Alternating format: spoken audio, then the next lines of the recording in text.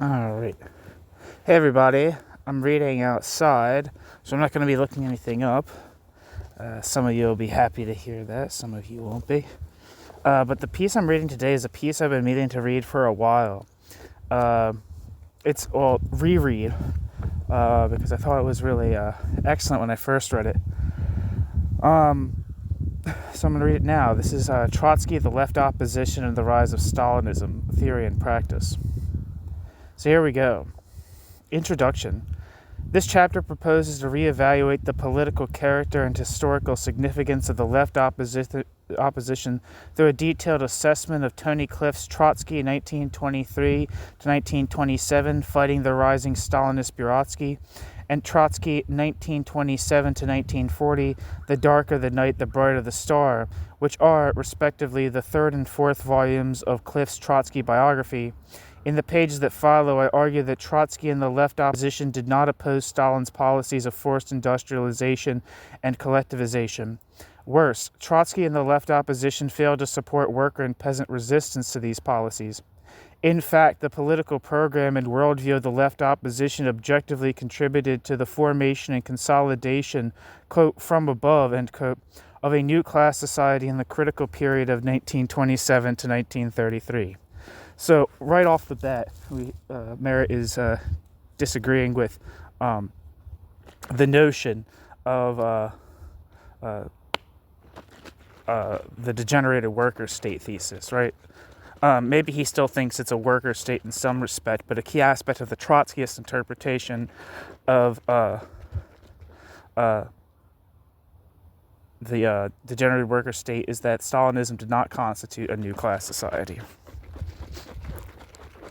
Sorry, I'm shaking up a protein shake. I'm sure that's fucking annoying, but, I gotta stay jacked.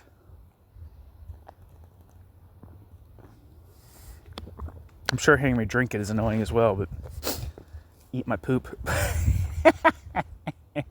That's fun. Okay. The visceral reaction of many Marxists and perhaps all Trotskyists, anyone brazen or foolish enough to declare the traditional understanding of the left opposition's historical role incorrect, might be to consider it absurd. And yet, none other than Cliff, in his comprehensive and probing study of Trotsky's life and politics, recognizes this cardinal fact. The overwhelming majority of the left opposition's leadership believed that, quote, Stalin's policies of collectivization and speedy industrialization were socialist policies, that there was no realistic alternative to them, end quote. Tony Cliff. But if this was so, and it was so, how can this disturbing fact be reconciled with any notion that, at this critical juncture, Trotsky and the left opposition were, quote, fighting the rising Stalinist bureaucracy, end quote, and its policies? Cliff thought he could get around this contradiction by arguing that Trotsky kept up the fight while the left opposition, quote, capitulated to Stalin. Moreover, Trotsky had begun the fight against Stalinism before the rise of the left opposition and would continue fighting it after its fall. There is no gainsaying that Trotsky's worldview, Trotskyism, encompassed a range of the politics and perspectives far wider than those of the left opposition. Trotsky held many ideas before, during, and after the period of 1927 to 1933, which are not directly related to the question of how to develop the forces of production and what kind of relations the worker state should establish with the peasantry, so as to assure the ongoing construction of socialism in the Russia of Lenin's new economic policy. Everyone knows Trotsky developed his theory of permanent revolution long before the October Revolution, and that Trotsky attacked the Comintern's ultra-left policy in Germany during the rise of Nazism, a period very roughly contemporaneous to the left opposition's existence. Everyone knows that Trotsky developed a critique of the Popular Front strategy in France and Spain after the left opposition had rallied to Stalin, and, toward the end of his life, pursued his struggle against Stalin by founding the Fourth International in 1938. All this is very true, but Cliff's effort to distinguish Trotsky's strategic political orientation from that of the left opposition in the indicated period and around the question of economic development has little factual foundation. Trotsky most clearly formulated the general political perspectives of the left opposition in the Soviet Union with respect to Stalin's policies, and its leadership acknowledged Trotsky as primus inter pares. I don't know what that means. However undemocratic and forceful the manner and means of Stalin's turn, the left opposition generally welcomed the anti-kulak, the anti-kulak, anti-capitalist direction of Stalin's policies. Nevertheless, what lends some semblance to Cliff's idea that Trotsky and the left opposition went their separate ways is the fact that the left opposition divided over how best to compel Stalin to complete his turn to the, quote, left against Bukharin and the right opposition. In other words, a tactical question.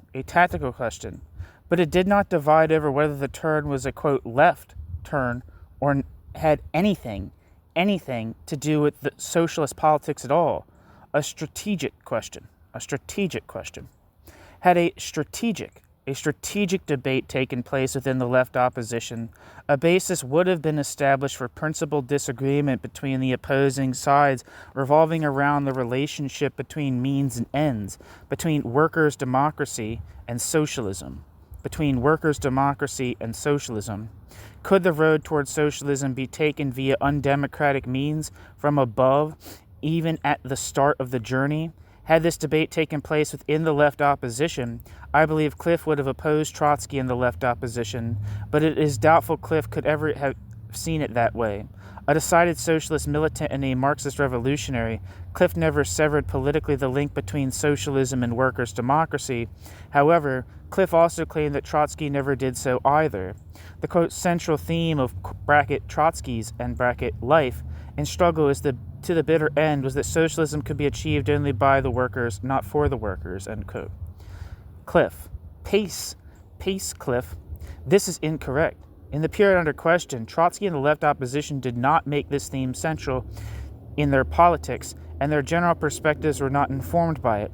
In fact, and contrary to Cliff, before the concept, quote, Stalinist, let alone, quote, that of, quote, Stalinism, had made their appearance, Trotsky had long believed as early as 1921 that the road to socialism could be taken by substituting the political dictatorship of the Communist Party for the democratic self-organization of the working class. And this is definitely the critique laid at Trotsky by council communists and by anarchists. And I suppose as well people influenced like the later like left communist people that were kind of like tried to fuse some of the ideas of Amadeo Bordiga and the left communists of the German Dutch council communists who put more of a premium on democracy than as opposed to Bordiga, who outright opposed it.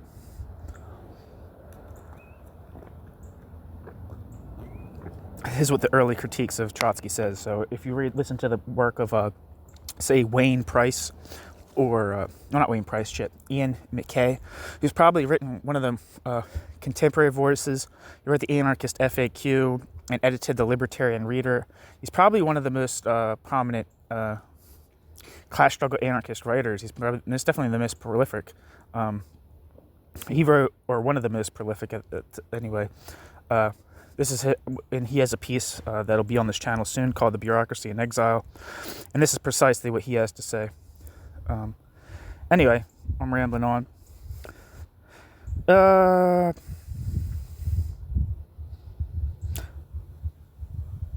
In fact, and contrary to Cliff, before the concept, quote, Stalinist, let alone that of, quote, Stalinism, had made their appearance, Trotsky had long believed, as early as 1921, that the road to socialism could be taken by substituting the political dictatorship of the Communist Party for the democratic self-organization of the working class.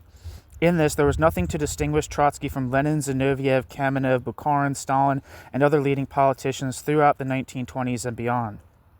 So that's also a critique right there of just Bolshevism in general, even though I don't know if Marot would put it that way, but it's definitely, he's condemning like the top leaders. He doesn't include Myasnikov or the workers' opposition in this, but or the democratic centralists, but we'll see what he says. To be sure, Trotsky dropped without fanfare his Substitutionism in the Revolution Betrayed, published in 1937. There, at least, Trotsky declared, if still with some diffidence, the imperative necessity for multi-party Soviet democracy is the only means to realize the transition to socialism.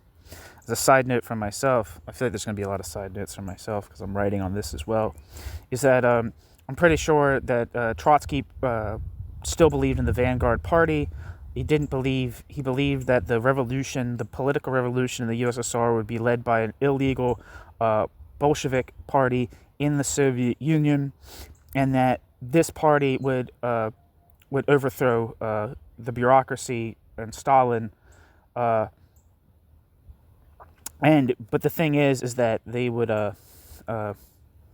that kind of leaves the Bolshevik party itself, right, to decide who is and who is not a Soviet party, right? It's not, they get to make the decision of who's allowed to participate in these elections.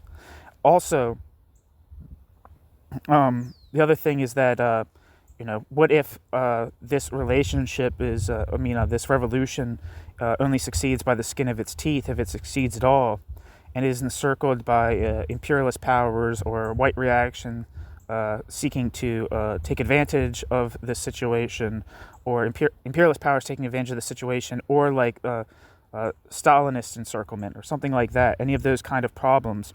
What would make there's nothing that really says in Trotsky that I've seen that really says that they wouldn't do the same exact thing would not happen as what happened in the early days of the Bolshevik Revolution, right? Which is like, this kind of apologetics of like emergency measures for one-party dictatorship. We're in such a precarious position that we can't allow factions in our own party, let alone political democracy for socialist parties, let alone any kind of parliamentary openness to, say, parties that disagree with Soviets. Not that I would particularly, side with that position, but there's a degree to which this vanguardist substitutionism, which I do and think is a substitutionism, and it's kind of it's self-conscious, despite some people who try to appropriate Lenin and Trotsky in different ways, such as, say, Tony Cliff or CLR James. I would say that vanguard partyism is like kind of one of the cruxes of Bolshevism, at least historically in practice, whatever theories they might say. So there's a degree to which we should take Trotsky's call for multi-party democracy with a little bit of skepticism and caution. But that's just me. Anyway, sorry, I'll try not to do... Hopefully I will just keep interrupting. I'll be like, but I have opinions. And a lot of them are informed by Marot, so let's keep going. Nevertheless, Cliff gravely misjudged just how disastrous Trotsky's substitutionist politics were in the interim. While Trotsky opposed the bureaucratization of party and state in theory, it will be the burden of this chapter to show that Cliff did not show for hagiographical reasons. Hagiographical means like celebratory, right? Like if someone writes a hagiography of someone, it's kind of like a apologetic, even if it's someone that you I have certain people that I appreciate in world history, but if I wrote a biography seeking to vindicate them against critics as the ambition of the project, or kind of have an uncritical, approving type of relationship, or an approving type of ambition, that would be a hagiography. So for what he's saying here is that a hagiography is kind of like a championing of Trotsky. And Cliff, as a Trotskyist, would clearly write a book, if he was to write a biography of Trotsky, championing him, just as you could say of Isaac Deutscher. Anyway, continuing on. While Trotsky opposed the bureaucratization of party and state in theory, it will be the burden of this chapter to show what Cliff did not show for hagiographical reasons, how Trotsky's substitutionist politics and practice unwittingly contributed to bureaucratization in general, and to the victory of Stalinism in particular. I bring out the colossal political cost of Trotsky's failure to make at all times workers' democracy an integral part of his conception of the transition to socialism, costs which Cliff failed properly to tally. Many other Marxists have written at great length about Trotsky, yet the focus of the argument is on Cliff because only Cliff undertook a sustained, if woefully incomplete, critique of Trotsky's substitutionist politics, a critique that needs to be refined, amended, corrected, and completed. Just to second that, I don't think that was the case with Deutscher's biography. In fact, Deutscher, that's kind of like if you read the piece by Julius Jacobson or any of the pieces by Max Shachtman on Isaac Deutscher, it's kind of, and if you just, they just kind of cast him in the pot of like orthodox Trotskyists, which you'd say Shachtman, Julius Jacobson, and Tony Cliff were not. They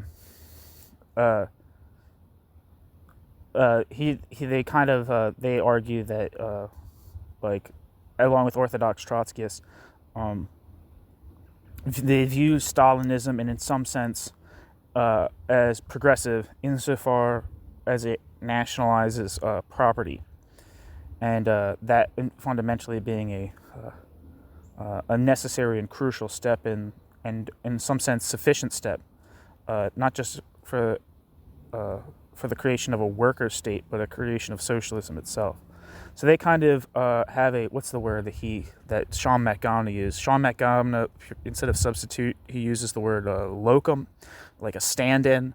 So like the Stalinist bureaucracy being like a stand-in in the eyes of people like Deutscher for the working class that's either politically too weak or lacking the will itself to do so. So the critique of substitution is Cliff is actually critiquing Trotsky's substitutionism. That is definitely a difference from Isaac Deutscher.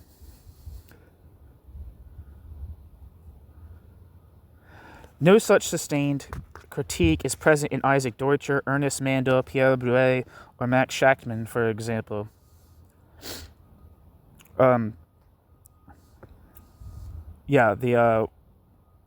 The one thing I don't know about the rest of these people, at least these first three people, Isaac Deutscher, Ernest Mandel, and Pierre Bruet, were all orthodox Trotskyists, right? They did not break with the degenerated worker state theory. Although people like Mandel, and I suppose Deutscher to some extent, I'm not exactly sure about Bruet, but they begin to, instead of referring to it as a degenerated worker state, they start to characterize it as a transitional society. Like the contradictions of the degenerated worker state theory even become somewhat apparent, if not directly acknowledged, by the proponents of it. So they start referring it to instead as like the transitional society, where it's like a transitional society, like a halfway house between capitalism and socialism. Max Shachtman obviously doesn't do that. He believes in, he thinks that the USSR is a bureaucratic, collectivist, non-socialist, non-capitalist order with a unique ruling class. But I would say that his Cliff is also kind of a moving target because, to my understanding, Cliff in the 1950s and 1960s kind of thought of his political milieu, which later became the Socialist Workers' Party. But in the period of the International Socialists, he reviewed his party as Luxemburgist as opposed to Leninist. I'm not sure exactly precisely what he meant by that, but that there was definitely changes within Cliff's perspective, and most certainly changes within the organizations Cliff was a part of, because definitely they returned to a more orthodox orthodox with at least a more conventionally Leninist approach, which very much I think is all things considered very much substitutionist.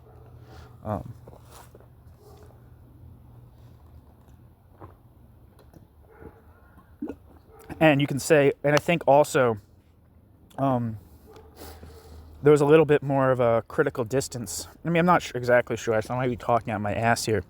But I think there's a little bit more of a critical distance placed between, in this period, a little bit more of a critical distance from Leninism on the part of the Workers' Party, which is Shachtman's party. And Shachtman, I don't know what book's being cited here, but he's citing a book in 1962 by Shachtman.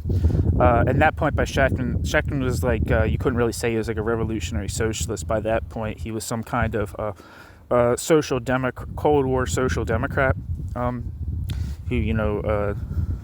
was kind of engaged in, I don't know, reformist and trade union politics, and also kind of like supported a pretty hawkish for a leftist foreign policy in the United States, like supporting, the Bay of Pigs invasion and supporting Vietnam, the war in Vietnam and so forth. But he's, I think his organization, which, continued and, was the, which is his kind of like his vision, which I think was continued by, or at least his initial vision of the Workers' Party Independent Socialist League, was carried on by Julius Jacobson and Hal Draper. And I think that Hal Draper had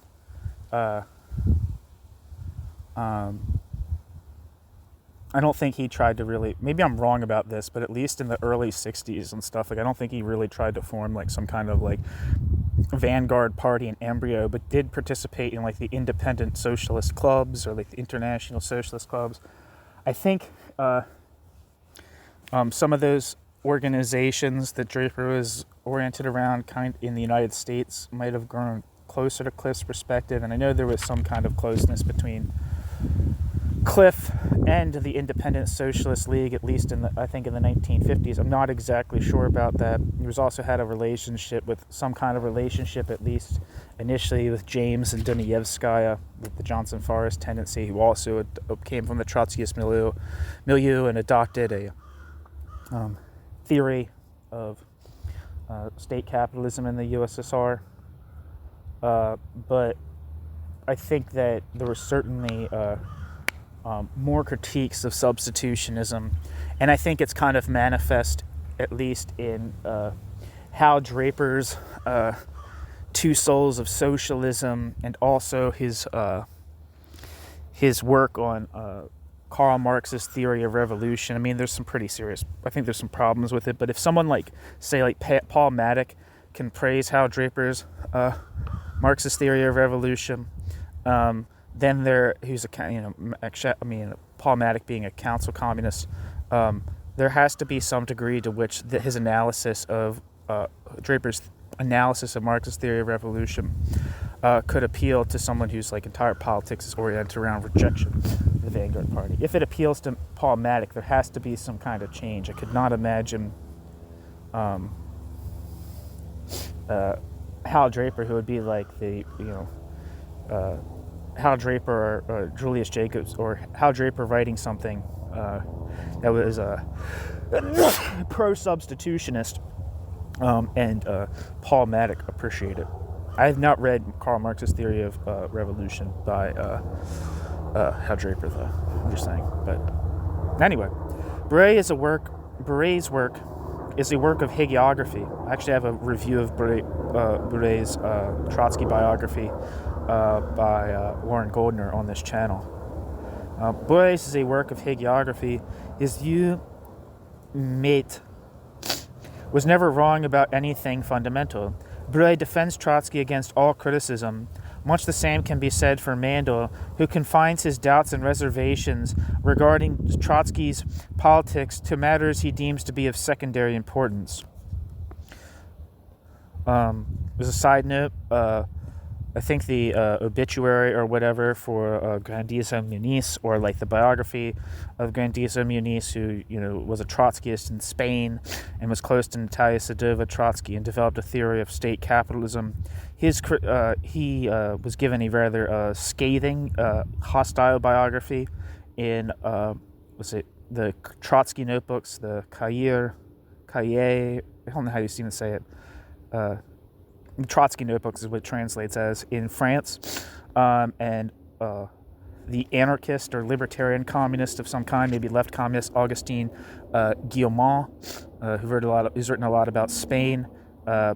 He was allowed to write a counter biography that was way less critical I'm pretty sure it was published in the Trotsky notebooks, but I'm not sure.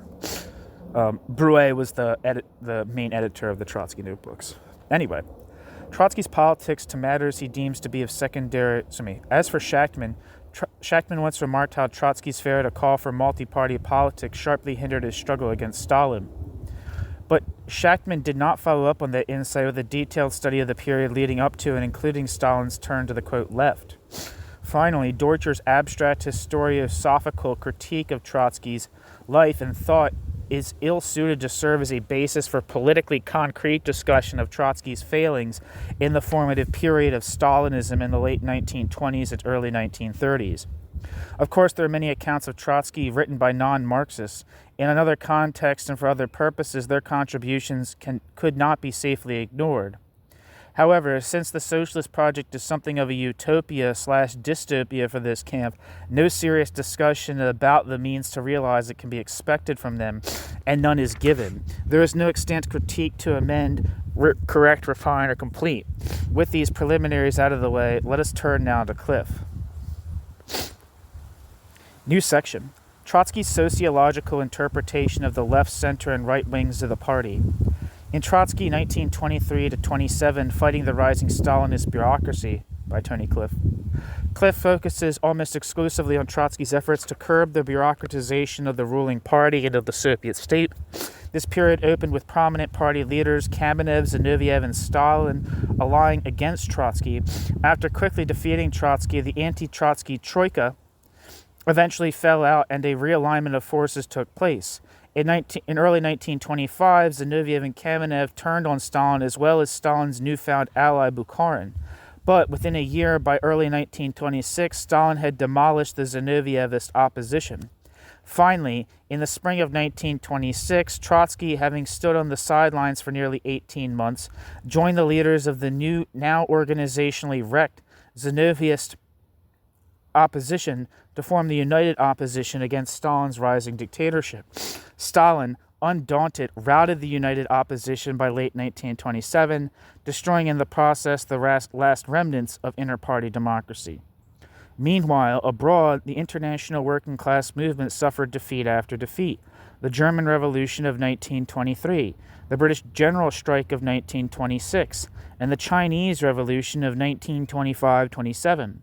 To understand how Trotsky carried out a struggle against this evolution within the upper echelons of the Communist Party, one must assess Trotsky's analysis of the rising bureaucracy that he sought to combat, and also the political strategy that this analysis led him to pursue. It is Cliff's fundamental argument that Trotsky did not recognize in good time that the Russian Communist Party and the Third International were, quote, dead for the purposes of revolution, end quote. In his preface, Cliff presents Trotsky's general position and offers his critical appreciation of it. Trotsky came to believe from the mid-20s on that factional divisions within the ruling party correlated to and expressed the interests of classes outside it. According to Trotsky, the working class favored democracy and socialism and had an objective interest in preserving the material basis of a democratic socialism, the state's ownership of the means of production. The faction of the Communist Party seeking to develop industry and collectivize agriculture, designated by Trotsky as the, quote, left wing, objectively promoted the interests of the workers. Trotsky placed himself in the left's ranks. The, quote, right wing, in Trotsky's political lexicon, referred to the faction that sought to organize an economy run competitively by private individuals. Pressured by the incipient capitalist interest of million-strong small peasant owners in Russia, as well as already developed capitalist interest abroad, this wing, led by Bukharin, favored capitalist restoration even if its leaders swore to the contrary. Bukharin and the right sought to develop a socialist economy by fully developing the market mechanisms of the NEP. This meant encouraging better-off peasants, the kulaks, to, quote, get rich, end quote, at the expense of their poorer neighbors, and by privileging the proto-capitalists in the cities, the netmen, to accumulate capital. To ensure these market processes developed in an ostensibly pro-socialist direction, Bukharin insisted on the Communist Party's monopoly on politics, a monopoly also upheld by Trotsky and Stalin. The Stalinist, quote, center wobbled between these two warring factions, vacillating now to the right under pressure from non-proletarian classes and the right wing of the Communist Party, now to the left under pressure from the working class and the left wing of the Communist Party, but never capable of striking out on its own in either domestic or foreign affairs. According to Cliff, Trotsky's whole approach was disastrously misconceived. This became evident from 1929 on, when the, quote, centrist Stalin, contrary to Trotsky's expectations, adopted the supposedly left-wing policies of developing state-owned industry and collectivized peasant agriculture. In the process of executing this class project of the bureaucracy, Stalin followed up his annihilation of the Trotskyist-Zinovьevist left, quote, left, in late 1927, with the destruction of the pro-capitalist Bukharinist Tomskyist, quote, right. By the late spring of 1929, thereby permanently consolidating the power of his own, quote, center faction. Meanwhile, in international affairs, the consolidation of the bureaucracy into a ruling class also committed Stalin to a nationalist foreign policy, and under the guise of building, quote, socialism in one country. At the same time, Stalin ruthlessly extirpated all vestiges of workers' democracy. But even when Trotsky finally drew the new political conclusion in 1933, generally it's said that Trotsky's organization viewed itself as an opposition that had been expelled but wanted readmission into the mainstream communist movement. In 1933, Trotsky decided that with the rise to power of Hitler, the Comintern and the Communist Party of the Soviet Union was no longer capable of reforming itself, and what became necessary was a political revolution in the Soviet Union and working towards the creation of a new international. The Fourth International, I believe, if my memory serves correctly, was founded in 1938. But even when Trotsky finally drew the new political conclusion in 1933 that the Stalinist bureaucracy was not, quote, centrist and cannot be swayed to the left, only overthrown through the revolutionary self-activity of the working class, he still did not change his sociological analysis of the Soviet state. Trotsky continued to regard the Soviet state as a, quote, worker state that preserved, by strictly bureaucratic means, socialized property over the means of production, and therefore the basis of socialism. Trotsky, Cliff writes, quote, failed to understand the character of the bureaucracy as a ruling class bent on pursuing its own independent interests in fundamental opposition to both the working class and the peasantry, unquote. Cliff.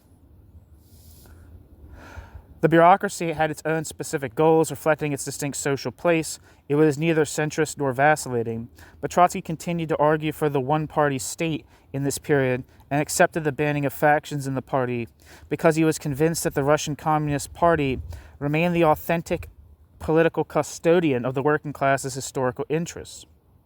This attitude strategically disoriented Trotsky's followers because it, quote, created impossible barriers to any consistent policy of opposition.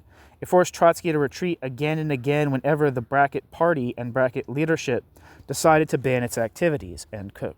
Tony Cliff. One second.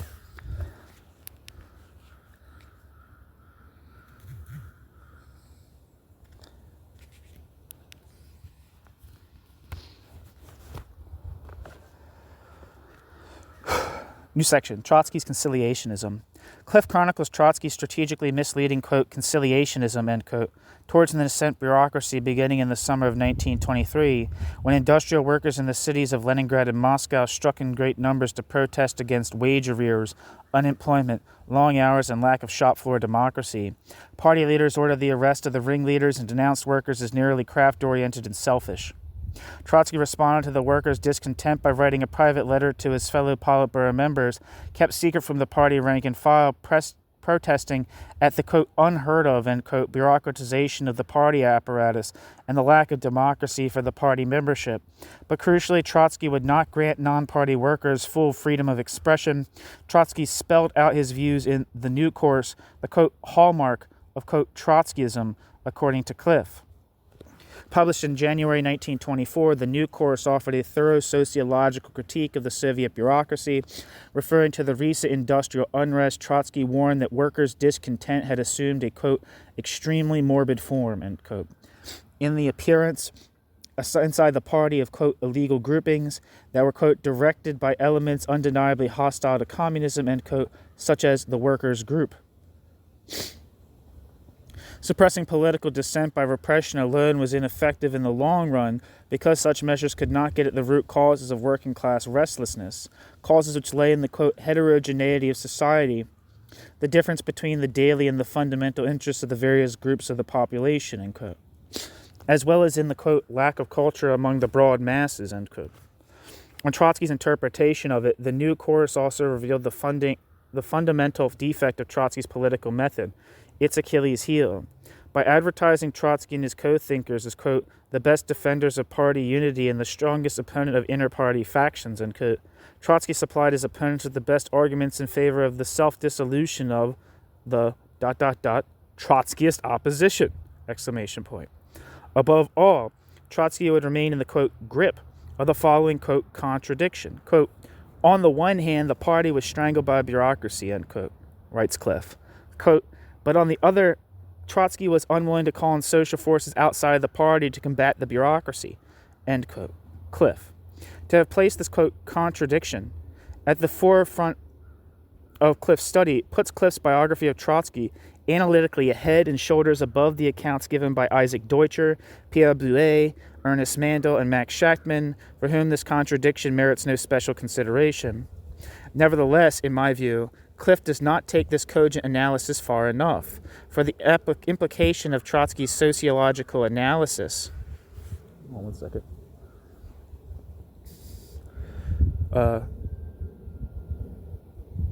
Nevertheless, in my view, Cliff does not take this cogent analysis far enough, for the implications of Trotsky's sociological analysis of factional politics are even more politically problematic than Cliff allows.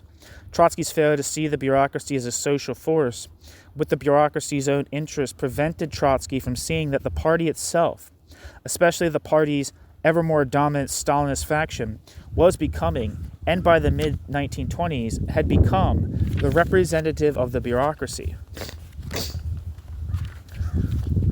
But Trotsky looked upon the undeniable hostility of the workers to an overbearing bureaucracy not as a manifestation of an objective clash of class interests, which politically experienced revolutionaries could nourish to advance the interests of the working class, but as a sign of workers' political immaturity and lack of culture, which counter-revolutionary elements, Mensheviks, socialist revolutionaries, etc., were bound to exploit for their factional anti-working class ends. In short, Trotsky counterposed the general historical interests of the working class, ostensibly embodied in the party state, to the actually existing working class, with the actually existing working class's vital, everyday material interests. In Trotsky's very conception of the relationship between this party and state on the one hand and the working class on the other lay the fatal politics of substitutionism to be carried out by an ideal substitute for the real working class, the Communist Party of the Soviet Union. The Stalinist bureaucracy unambiguously presented itself as such a substitute, prepared to destroy all false pretenders. Quote, the cadres can only be removed by civil war, end quote. Trotsky peremptorily threatened in 1927.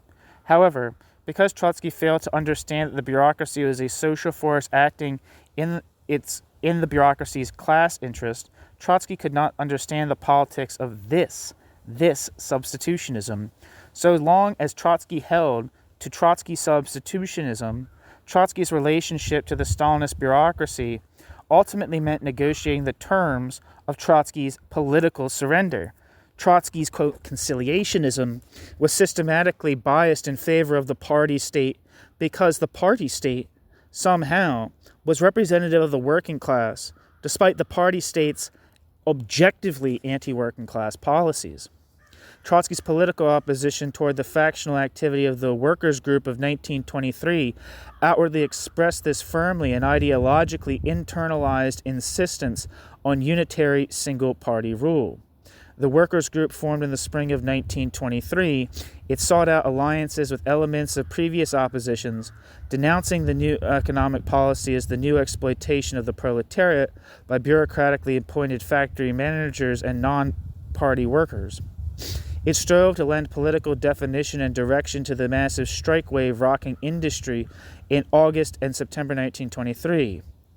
It even looked for support abroad among left-wing elements of the German Communist Party, led by A. Maslow, and among Gorder's Dutch communists.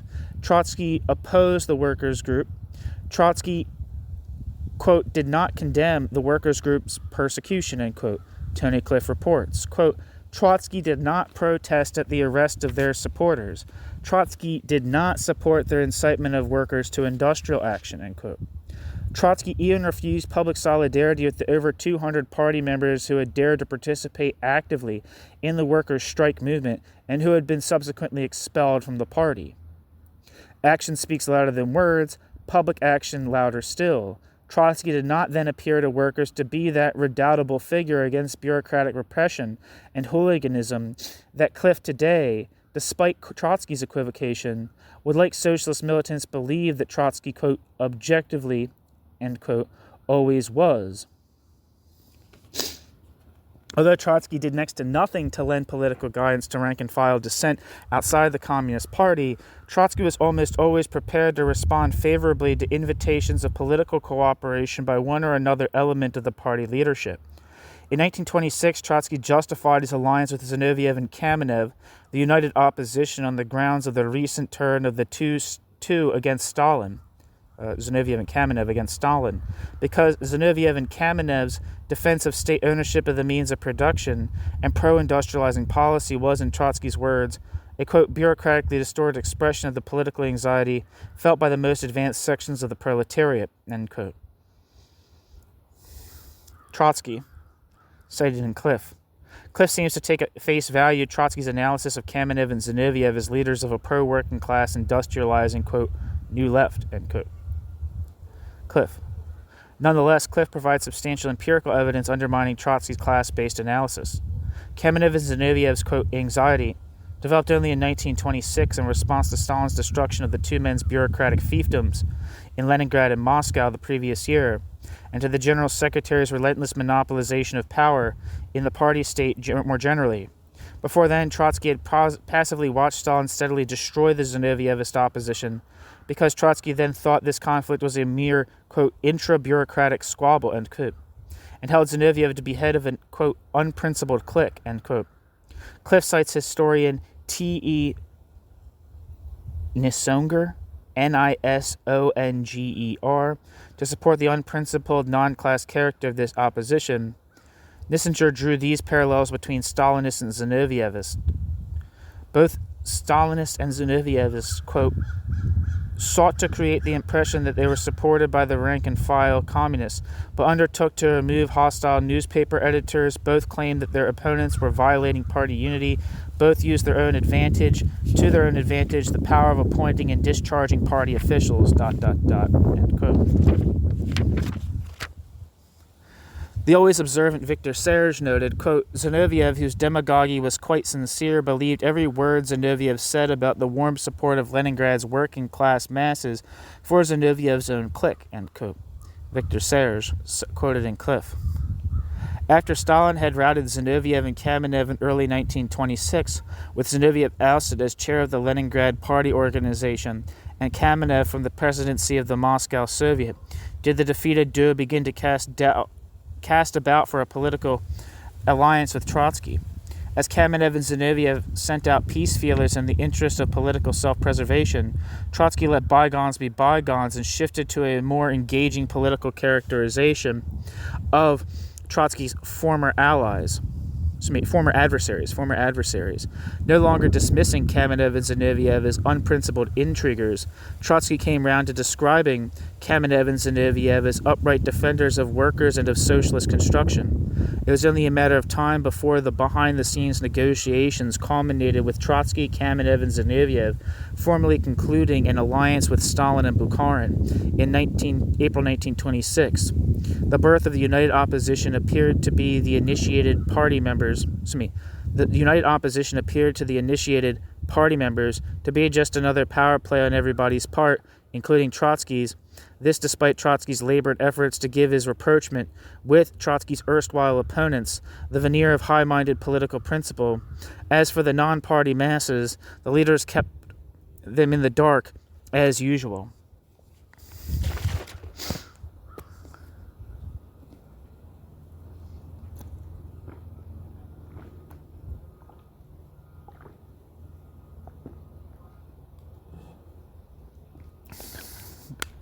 In the interest of preserving unity with Zinoviev and Kamenev, Cliff reports that Trotsky went out of his way to conciliate them, Zinoviev and Kamenev, on international issues. Trotsky declared the theory of permanent revolution irrelevant to the issues at stake and no longer pressed for the United Front policy abroad.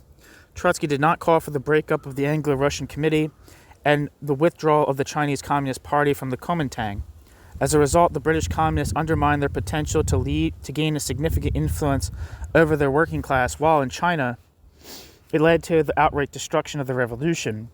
Both defeats contributed mightily to the isolation of the Russian Revolution, whose ultimate salvation lay precisely abroad, as Cliff rightly recognizes.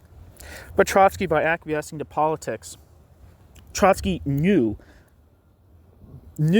would help defeat the workers' movement abroad, undoubtedly helped to undermine his fight against Stalinist reaction at home. In its 18 months of existence, the United Opposition made only one more or less concerted effort to put in a public appearance before the non-party masses. Its leaders chose the Red Square parade celebrating the 10th anniversary of the October Revolution on the 7th of November 1927 to come out in the open. Victor Serge movingly described this heartbreaking scene as they reached the platform on Red Square where Trotsky and Zinoviev stood. Quote, the demonstrators made a silent gesture by lingering on the spot, and thousands of hands were outstretched, waving handkerchiefs or caps. It was a dumb acclamation, futile but still overwhelming, ...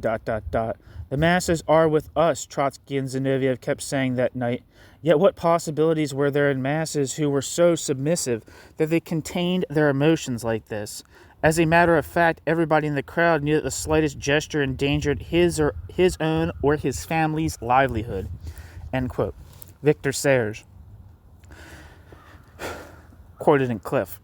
Cliff displays insufficient psychopolitical insight when Cliff points to this event merely to, quote, demonstrate the passivity of the mass of workers, their lack of will to fight for the opposition, end quote. Tony Cliff. No. The leadership had done too little to prepare the minds of the non-party masses for a public demonstration of the left opposition, for whom it came as a bolt from the blue. A few weeks after the Red Square incident, the State Political Directorate, GPU, arrested Trotsky for counter-revolutionary activity and deported Trotsky to distant Alma-Ata near the Chinese frontier. The fourth volume of Cliff's political biography, Trotsky, 1927-1940, The Darker the Night, the Brighter the Star, chronicles Stalin's collectivization of agriculture and forced draft industrialization between 1929 and 1933. In this book, Cliff examines how the exiled Trotsky responded to these epochal events and then records the response of Trotsky's co-thinkers in the USSR. Cliff concludes with an extended analysis of the, quote, centrist Stalin's ultimate victory over and against the Trotsky's, quote, left and Bukharin's, quote, right wings of the Communist Party of the Soviet Union. Cliff also follows Trotsky's efforts to found oppositional groups in a number of European countries, as well as the United States from 1928 on. Cliff surveys the interventions of various Trotskyist organizations in the crucial events of the 30s, the victory of Nazism in Germany, the failure of the Popular Front in France, the defeat of the Spanish Revolution. Cliff closes his account with the aborted foundation of the Fourth International in 1938. In his conclusion, Cliff assesses Trotsky's political legacy. As already noted, Trotsky thought the quote, centrist Stalin could never industrialize the country based on state ownership of the means of production, the very policy advocated by the, quote, left opposition. But Stalin systematically destroyed Trotsky's analysis by systematically developing state-owned industry and collectivizing peasant agriculture. Stalin did exactly what Trotsky had said the irresolute Stalin, that, quote, gray blur, end quote, could not be expected to do: destroy the capitalist kulaks in the countryside by seizing their agricultural surpluses without compensation, quote, primitive socialist accumulation, end quote, and investing those surpluses to build gigantic new industrial concerns in the cities. These industrial concerns would in turn supply tractors and combines to the new kolkhozy (bracket collective farms) in the countryside that were then being created through the consolidation of tens of millions of small peasant plots into huge multi-thousand-acre farms. Through industrialization and collectivization, Stalin consolidated a new ruling class in a new, bureaucratically run, quote, state capitalist, end quote, society, according to Cliff. It matters little how Cliff characterizes this new mode of production sociologically. Crucial politically was that the bureaucracy was a class, an independent social force with that independent social force's own material interest, and that the bureaucracy extracted a surplus from the direct producers by means of a coercive state. Stalin's stunning practical refutations of Trotsky's sociology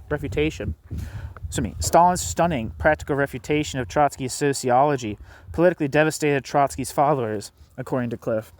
For on what principled, strategic, and long-term basis could the left opposition mount a revolutionary opposition to Stalin's policies? Cliff shows how Trotsky's followers could not find such a basis, despite searching high and low for one. Eventually, the overwhelming majority of the left opposition threw up their hands, convinced that, quote, Stalin's policy of collectivization and speedy industrialization were socialist policies, that there was no realistic alternative to them, end quote.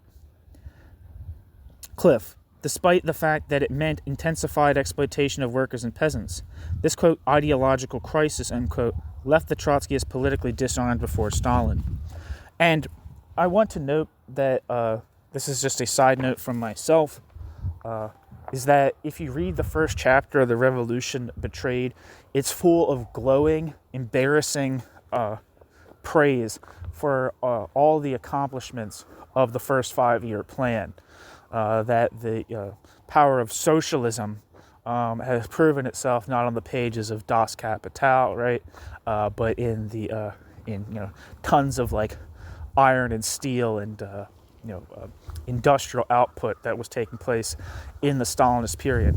As if you could even have that type of industrialization and that type of growth in without the massive exploitation of the direct producers. It's like one of those things where you just celebrate the outcome and not looking at any of the social processes that led to that outcome. It's really embarrassing to read.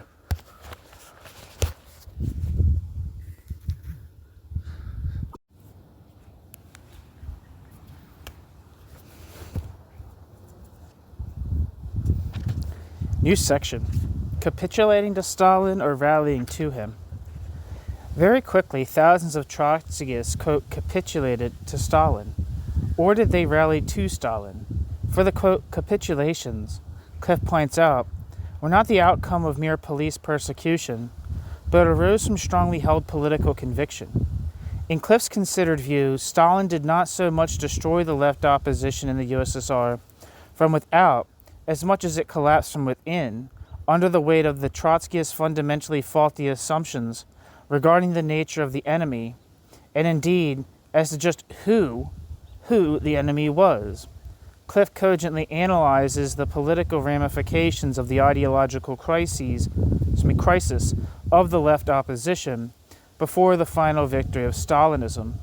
In my view, however, Cliff has not fully examined the other side of this ideological crisis, namely, the Trotskyist political attitude before the final defeat of the working class and the peasantry.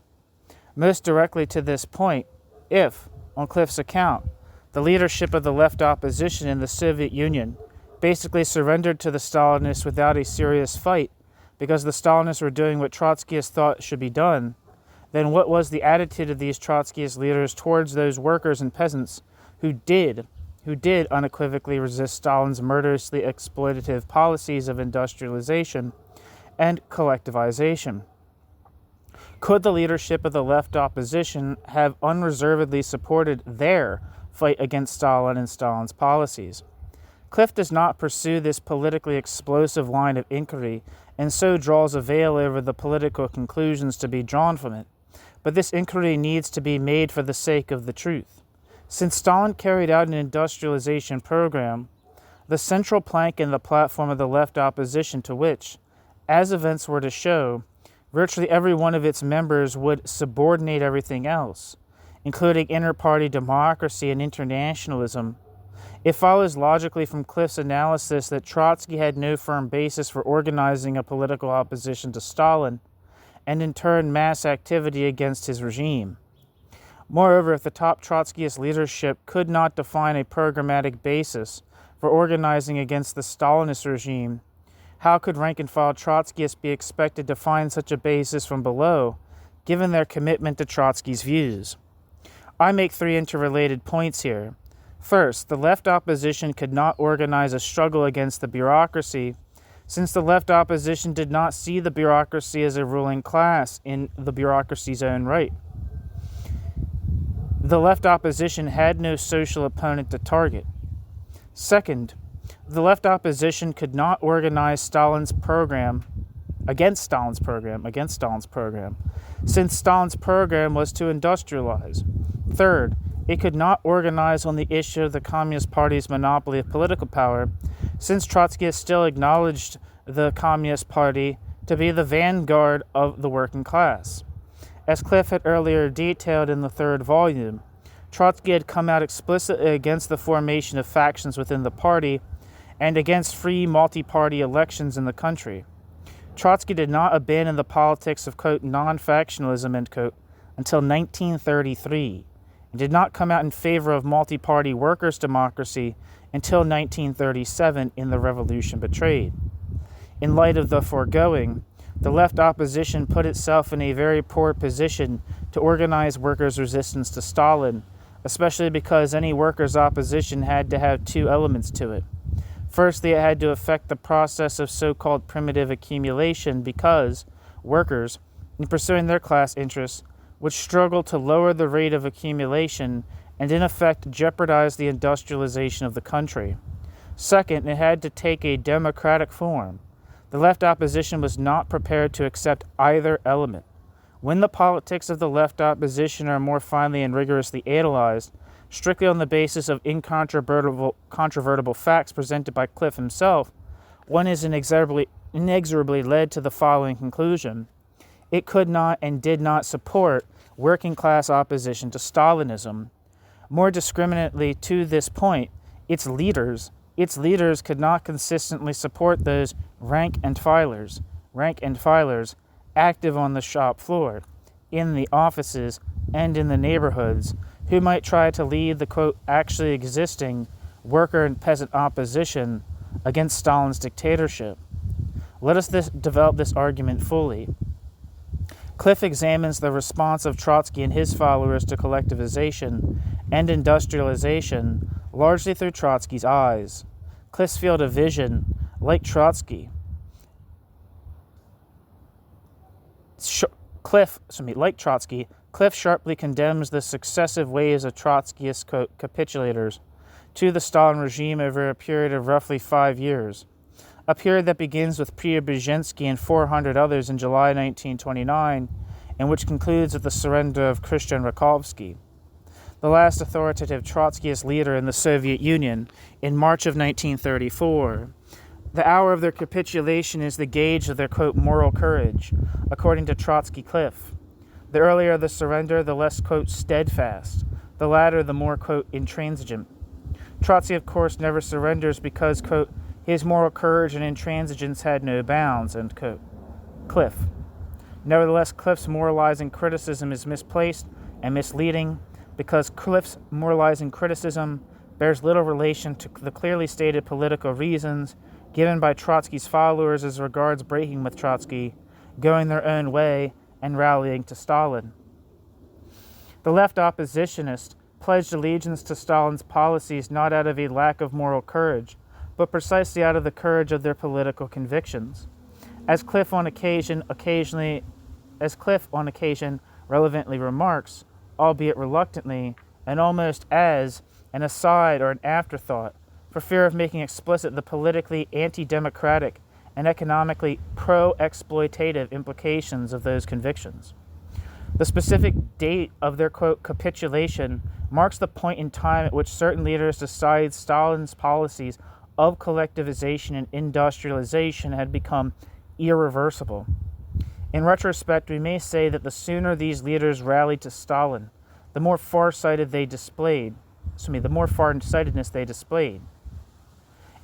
Indeed, as early as May 1928, Preobrazhensky had presciently written to Trotsky that Stalin and the majority of the party were, quote, finding a way back to Leninist politics, end quote, and were showing their iron determination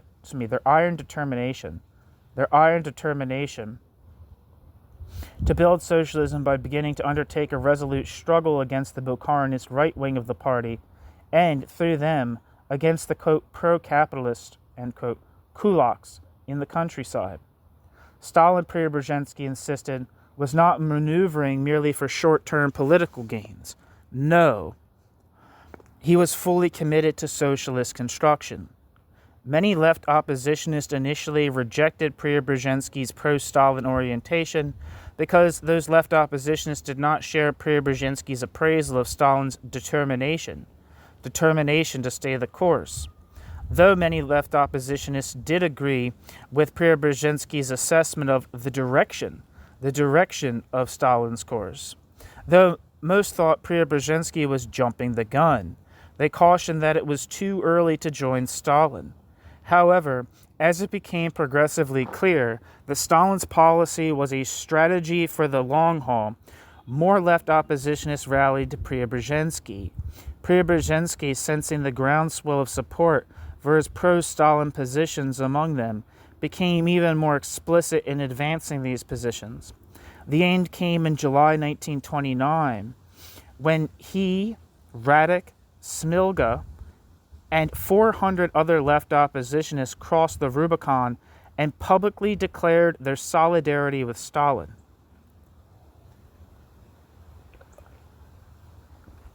Justifying their break with Trotsky, their de facto leader and spokesperson, this huge swath of the left opposition leadership declared plainly and directly, quote, "We believe the policy of industrialization of the country, translated into the concrete figures of the 5-year plan, is the program for the construction of socialism and the consolidation of the class position of the proletariat, ... We believe it to be our Bolshevik duty to take an active part in the struggle for the implementation of the plan," end quote. Trotsky responded to Preobrazhensky and his followers' unreserved acceptance of Stalin's policies through Christian Rakovsky.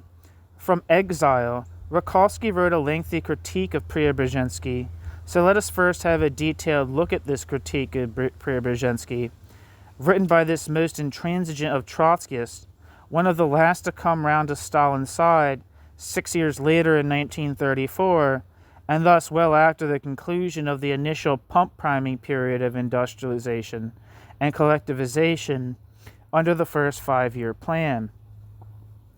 Rakovsky's declaration of the 22nd of August 1928 formally addressed the Central Committee, i.e. Stalin, but substantially addressed fellow members of the left opposition.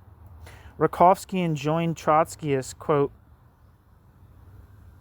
to, quote, "give the party and the Central Committee full and unconditional assistance in carrying out the plan for socialist construction by participating..."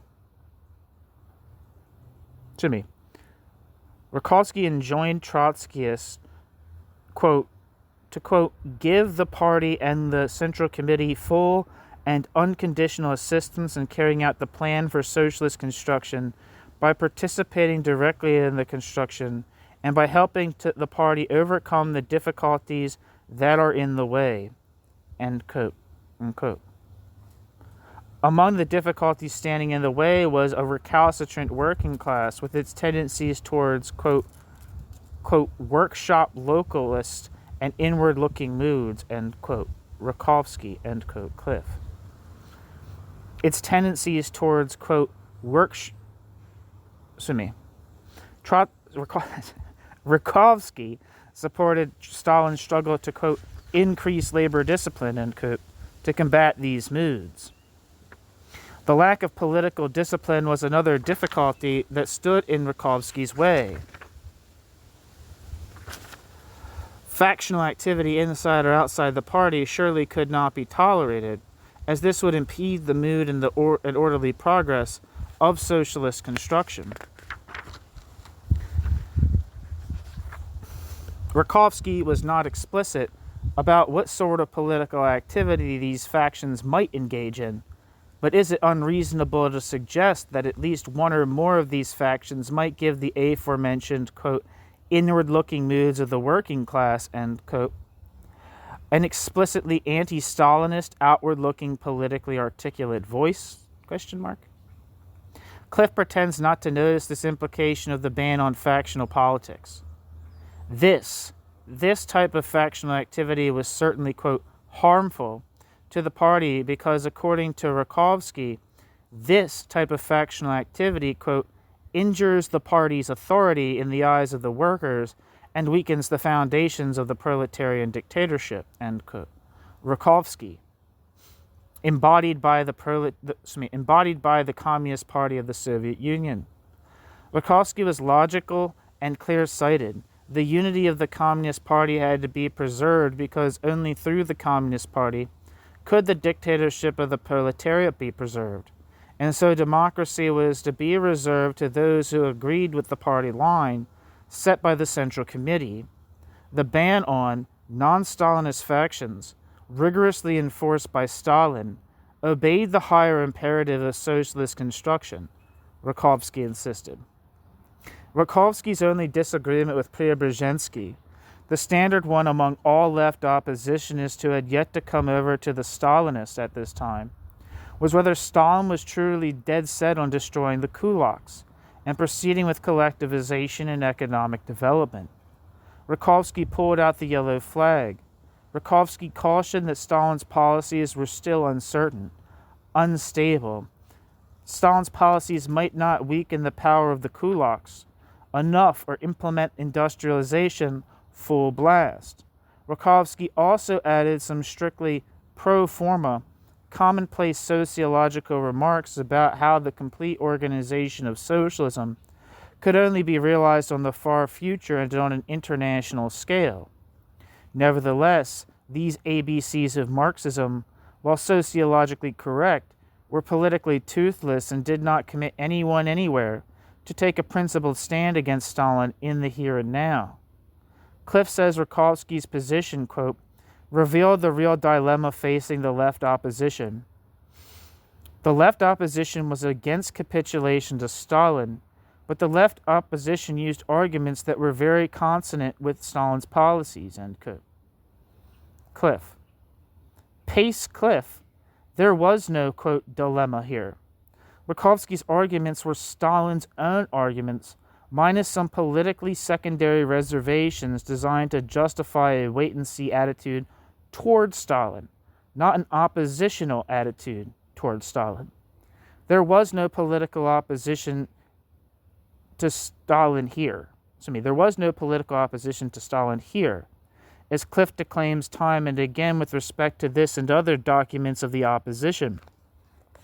Cliff's declamations do not merely signal Cliff's refusal to come to terms with the actual political meaning of the left's political platform, but Cliff's willingness to distort that meaning so as to preserve intact the collective historical memory of a determined, quote, opposition to Stalinism, end quote, conserved by present-day Trotskyists all over the world. Rakovsky's critique precisely captured the fact that the, quote, opposition Trotsky had to come up against and overcome in carrying out Trotsky's line was not Stalin's, but that of other members of the left opposition. Rakovsky's critique precisely captured the fact that the, quote, opposition Trotsky had to come up against and overcome in carrying out Trotsky's line was not Stalin's, but that of other members of the left opposition. The left opposition as a whole in the USSR did not question whether Stalin's road was correct. Stalin's road was the correct road. Stalin's road was the correct road. The issue was how far down the road. How far down the road of socialist construction Stalin was prepared to go. Rakovsky thought that if the Trotskyists prematurely abandoned the Trotskyist political independence from the left, and joined Stalin, the Trotskyists would lose all political leverage independently to pressure the vacillating Stalin to the left, to press on with socialist construction without turning back or even looking back. This was the bone of contention among Trotskyists. Rakovsky chewed this bone and no other. Indeed, Rakovsky decried Stalin's abject failure to recruit Trotskyists to the great cause. Rakovsky pleaded with Stalin to free all left oppositionists and to recall Trotsky from exile. For the left opposition had to be allowed to prove, in practice, through loyal service to the party, its loyal commitment to building industry and developing agriculture, and thereby the foundations of the proletarian dictatorship. Cliff is inconsistent in finding a lack of moral courage among Trotsky supporters for rallying to Stalin when Trotsky had given them no secure political basis on which to maintain a political independence from Stalin. It is ludicrous for Cliff to condemn the left opposition for not sticking to Trotsky when its members were only following through the political, quote, imperatives of Trotsky's views. How did Trotsky assess Rakovsky's 22nd August declaration? Trotsky signed it. True, Trotsky signed with a, quote, certain unease, end quote, as Cliff says. How did Trotsky assess Rakovsky's 22nd of August declaration?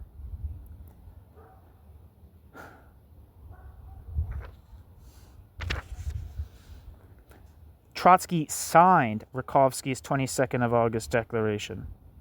True, Trotsky signed with a, quote, certain unease, end quote, as Cliff says, but Cliff does not spell out fully the political meaning of this discomfort.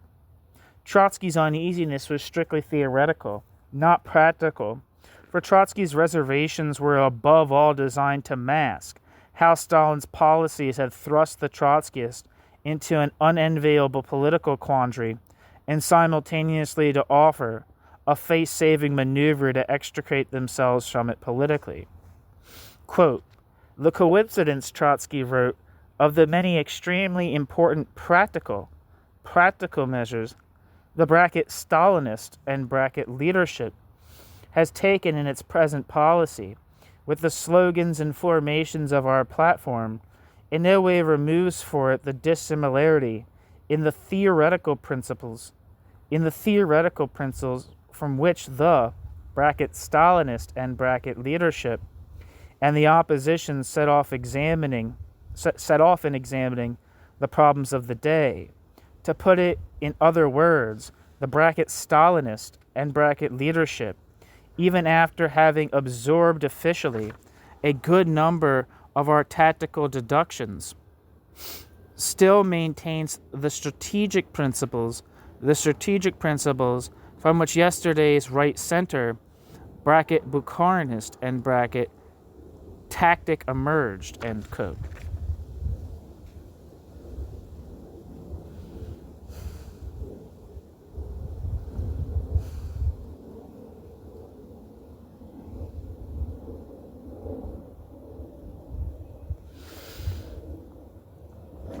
Cliff, end quote, Cliff. No doubt it was true, as Trotsky said, that Stalin viewed the construction of socialism, or at least socialism's alleged foundations, as the affair of a single country, whereas in taking an internationalist perspective, the opposition stressed that socialism could only be realized fully on an international scale. But these overridingly dissimilar theoretical principles were being overridden by short and medium-term political practice. Trotsky tortuously admitted this. Trotsky agreed that, through industrialization, Stalin was increasing the social weight of the working class warding off the danger of capitalist restoration, and securing an expanded material basis for socialism. Many left oppositionists repeatedly called Trotsky's attention to this tortuous admission. They nailed Trotsky on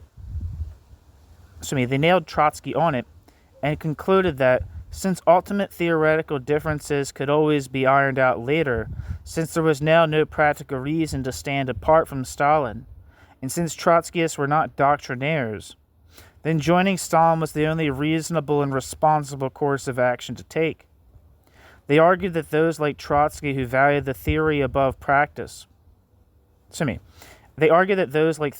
Trotsky who valued theory above practice and did not rally to the party were incorrigible. Quote, history would thrust doctrinaires aside. As Radek, former Trotskyist and recent recruit to Stalinism, wrote, quote, if history, bracket, i.e. of industrialization and collectivization, and bracket, shows that some of the party leaders with whom yesterday we clashed words are better than their viewpoints they defended, nobody would find greater satisfaction in this than we shall, end quote. Karl Radek, as quoted in Cliff. The bottom line, Cliff writes, was that the bulk of the Trotskyist leadership did find great satisfaction. The bulk of the Trotskyist leadership were, quote, full of praise for the collectivization and industrialization, although very critical of the methods Stalin used to carry it out, end quote. The caveat about Stalin's dictatorial methods is puzzling. Is Cliff talking about democratic methods as a viable alternative of winning the support of the workers and the peasants to develop industry and collectivize agriculture as the left opposition had originally envisaged? If so, then Cliff lays the basis for arguing, Cliff himself does not argue it, that it was possible to develop the economy and build a democratic socialism subject only to the formal requirements of and respect for institutionalized political democracy. The problem with this implication is that workers and peasants were already using democratic methods, albeit in an informal, non-institutionalized way. Workers and peasants resisted, workers and peasants protested, workers and peasants sabotaged, workers and peasants struck, and workers and peasants cursed the Stalinists. The Stalinists disciplined, imprisoned, exiled, and shot those workers and peasants. Had workers and peasants gotten the workers and peasants' democratic way, the workers and peasants would have reversed the policies of collectivization and industrialization because, for them, economic development meant intensified exploitation, as many revolutionaries, including quondam Trotskyists, had once correctly predicted would take place if the construction of socialism in one country was insisted upon. However, the left opposition was now determined to forge ahead, to industrialize and collectivize, and to continue building socialism in one country. He who wills the end must will the means. So, out with democracy and majority rule. Rakovsky had said this in so many words, so had Preobrazhensky and many other left oppositionists. And Trotsky had agreed with them throughout the first 5-year plan because, as Trotsky said, the Trotskyists were, quote, the only conscious expression of the unconscious process of social transformation, end quote, embodied in practice by the Stalinists. The basic Trotskyist position, then, ratified by Trotsky himself, allowed no principled, firm political opposition to Stalin between 1927 and 1933. We must now examine how this basic position situated the Trotskyist majority leadership in relation to the workers and peasants who by and large did oppose Stalin. New section. Workers and peasants' opposition to Stalinism. In the cities, Stalin's 5-year plan exacerbated food shortages, brought an increase in the length of the working day, and intensified work.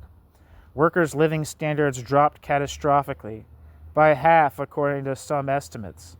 In the countryside, the incipient Stalinist state launched a ferocious assault on the peasant way of life, rich and poor alike, kulak and non-kulak.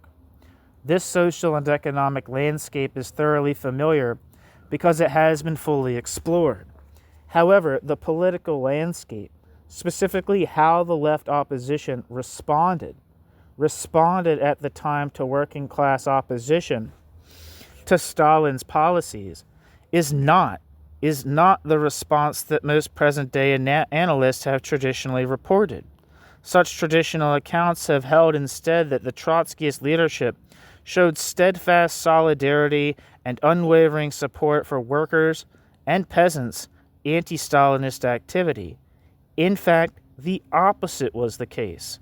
I detail this controversial interpretation below, one based on the facts marshaled by Tony Cliff.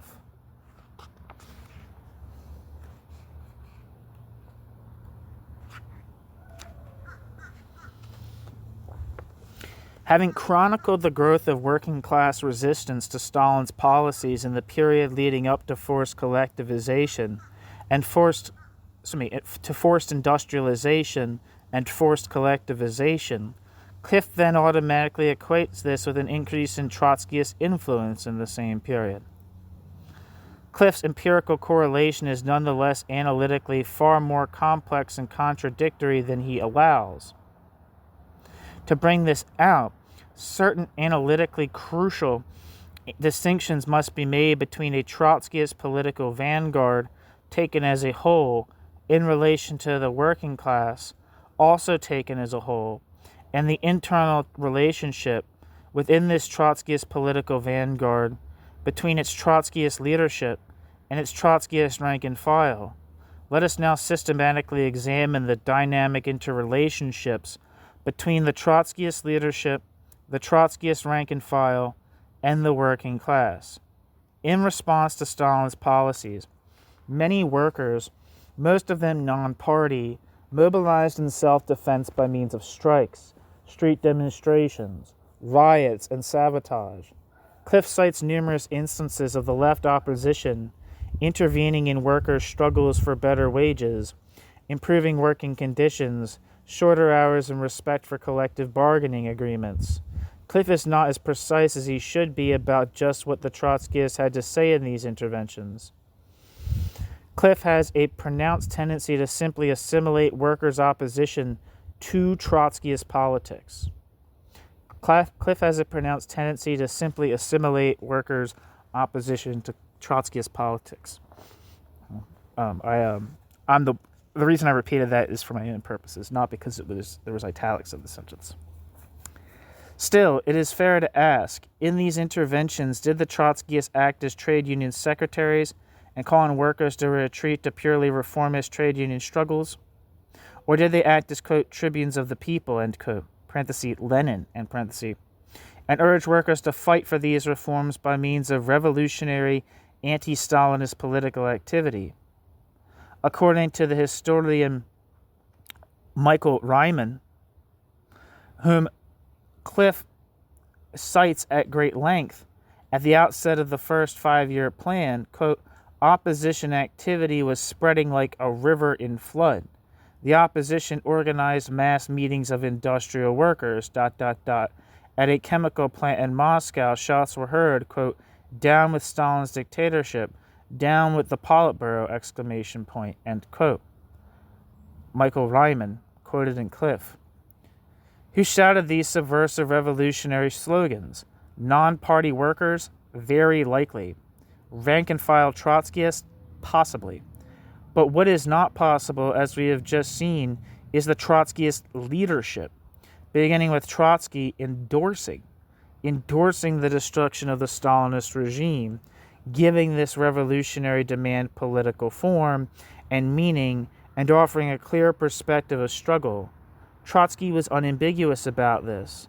Those who refused to sign Rakovsky's declaration, parenthesis, discussed above, end parenthesis, Trotsky insisted, had prematurely concluded that the party was unreformable, a, quote, corpse, and the road to the dictatorship of the proletariat lies through a new revolution.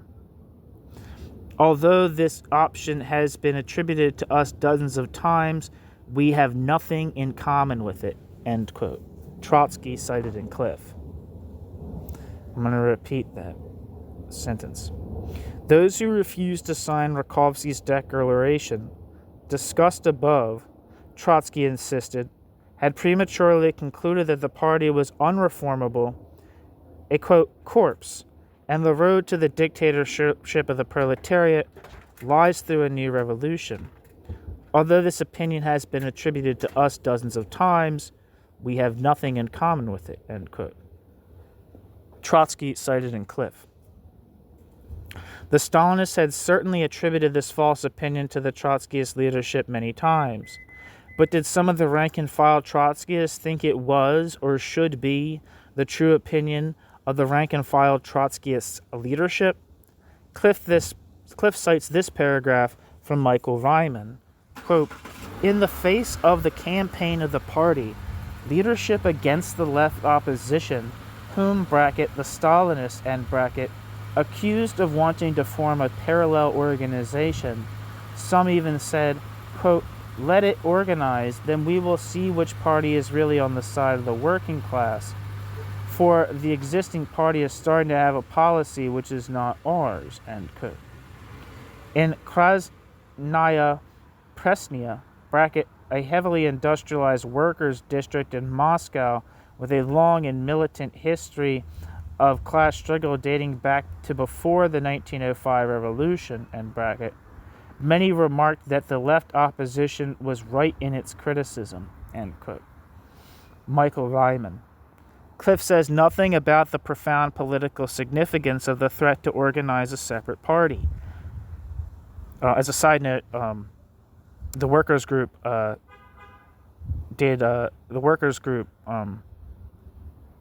advocate the formation of multi-parties early on. Just a side note for me. Cliff says nothing about the profound political significance of the threat to organize a separate party. It is easy to see why.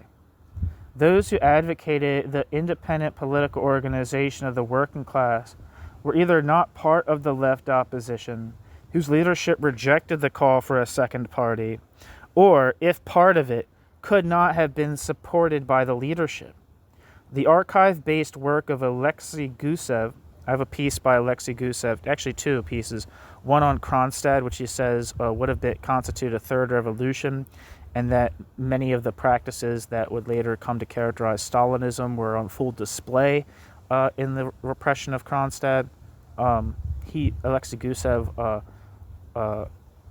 also has a piece on this channel about the left opposition and their relation to Stalinism, which basically a very similar topic to this piece.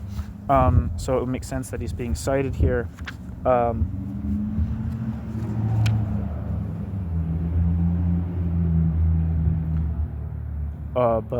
Yeah, he has another piece on this channel. One piece on Kronstadt, one piece on the left opposition and Stalinist industrialization. He worked at I don't know I'm curious what's going on in his life these days, because he's Russian and worked in Russia and lived in, I think he taught at Moscow University. And he had a piece, he had I don't know if it was like an info shop or a community center based in Moscow. I believe he's in Moscow. Maybe it's St. Petersburg. I think it's Moscow, though. Called the Victor Serge Library. So he's like I don't know what you'd want to call him, but a leftist-ish communist in contemporary Russia. I wonder what's happening today with like the war and stuff. I don't really know. The article-based work of Alexei Gusev fully confirms the Trotskyist leadership's adamant opposition to all working-class political struggles against Stalinism that might result in or require the formation of a second party. Thus, in September 1928, Karl Radek sent a circular to fellow Trotskyists complaining that, quote, a considerable segment of the workers and youth, end quote, in the Trotskyist rank and file simply could not bring themselves to understand why the leadership refused to work toward the foundation of a new competing political party to represent and defend the interests of the working class. Indeed, some among them were now demanding outright organizational and political independence from the Communist Party, thereby demonstrating, in Radek's view, the danger among Trotskyist rank and filers of a, quote, sharp leftist deviation, end quote, toward another oppositional grouping, the democratic centralists, the, quote, desists. Led by V. Smirnov and Timofey Sopronov, the democratic centrists had already concluded that the Communist Party was not reformable because the Communist Party represented the interests of a new ruling class and called on workers to engage in independent political action against it. These ideas found favor among quite a few lower-level Trotskyists. Indeed, one Trotskyist viewed the outbreak of a, quote, desist epidemic, end quote, in their midst. The Trotskyist leadership denounced the desists as ultra-left, sectarian, and adventurist. It urged the left opposition explicitly to reject working-class political strikes against the putatively workers' government. Quote, the duty of the opposition is to channel the demands of the working class into trade union and party legality, end quote. Rakovsky and other Trotskyist leaders insisted, quote, Rakovsky and other Trotskyist leaders insisted, end quote, to oppose methods of struggle such as strikes that are harmful to industry and the state and to the workers themselves, end quote.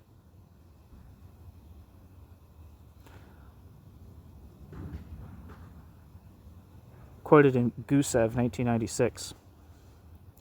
Gusev concluded that the Trotskyist, quote, conscious refusal to seek support in the growing workers' movement significantly, quote, weaken the effectiveness of the, quote, Bolshevik Leninists and disoriented potential adherents, end quote. Gusev. Despite sharp ideological differences with the Stalinists, the Trotskyist leadership allied itself in practice with the Stalinist leadership by jointly opposing the formation of a separate party to defend the interests of working people. This, quote, popular front, end quote, with Stalinism meant that the working masses could not readily see how the leadership of the Trotskyist opposition was siding politically with the working class. As far as many workers were concerned, the difference between the Trotskyist and the Stalinist leaderships was vanishingly small.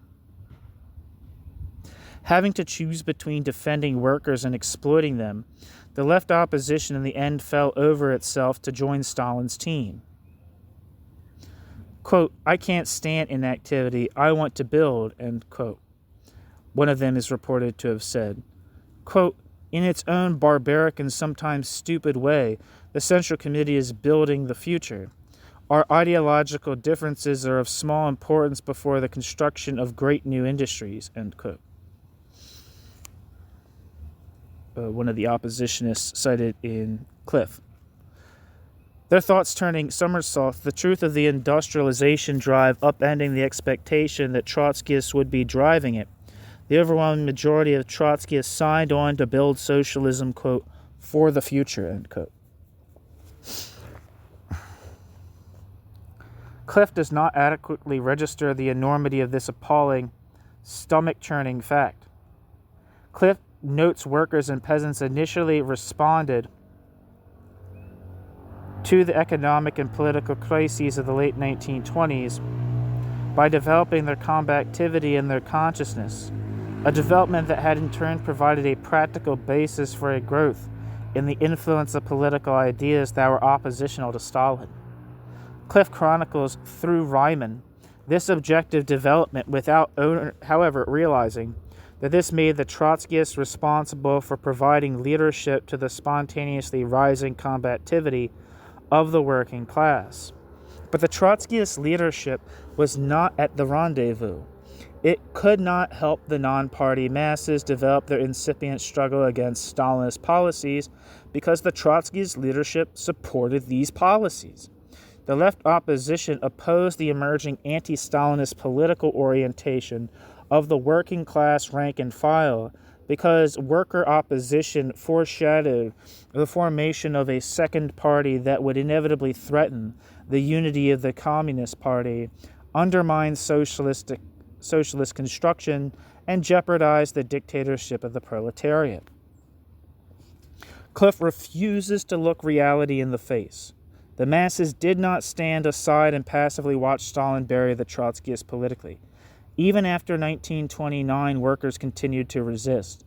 Kevin Murphy has demonstrated, as has no historian before Kevin Murphy, and Cliff's assertions to the contrary notwithstanding, that broad, active working-class resistance to Stalinism existed at the point of production during the 5-year plan. See Murphy, 2005. Working-class passivity is a myth.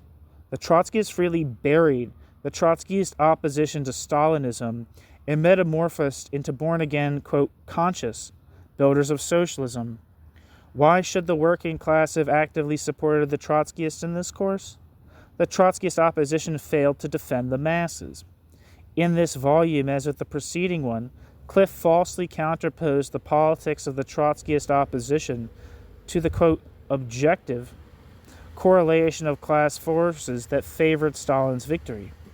Instead of seeing the Trotskyist politics, which flowed from their analysis, as contributing to the formation of that objective correlation and to Stalin's triumph, the Trotskyists may claim no credit for organizing working-class resistance to Stalinism. The Trotskyists may claim no credit for organizing working-class resistance to Stalinism. That was my choice to repeat that. This unsettled conclusion is not in conformity with a reverential defense of the Trotskyist opposition mounted by Tony Cliff and most Trotskyists, but it is in conformity with the facts.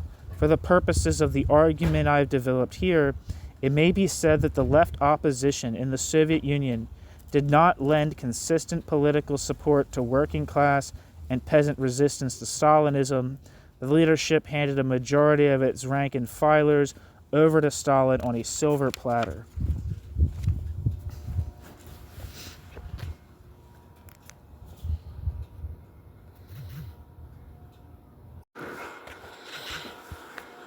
New section.